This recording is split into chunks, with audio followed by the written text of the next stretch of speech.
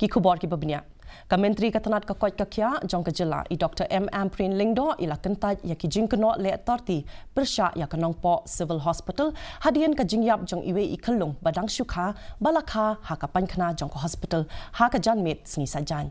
ka Myntri kala pensyai bakate ka kemi ka badang pun khun san banai kalamat ya ka jinghap khun hi ka bala penlong ya ka ban amla ban penim ya ikun kat ba na kalyang ki dekot ka Knam State Youth Wing kila pan jingshai ha ka bayade bat kate ka jinglong jingman bat kila ya kendu ya kate ka long kemi bat ya ukuram jong ka kumju ru ya i medical superintendent jong ka civil hospital ban keren halor kate ka kam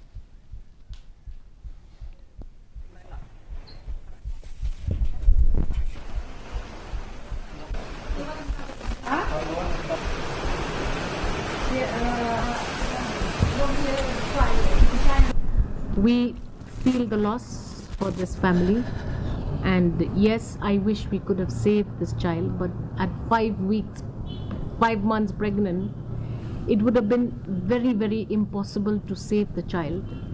Yes, there is anger from the family of the lady. I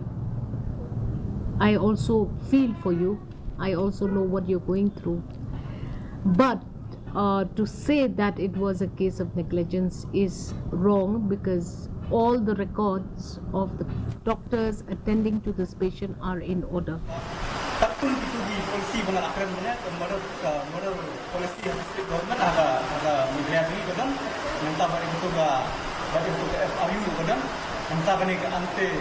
ante metal care kadang terlibat di ini kira sistem ini kong limbah beliau dari smart bahu buat limbah ini kira sistem kalau manusia smart limbah ini limbah manusia smart limbah bahkan nyat jadi kita tahu soalnya ini kita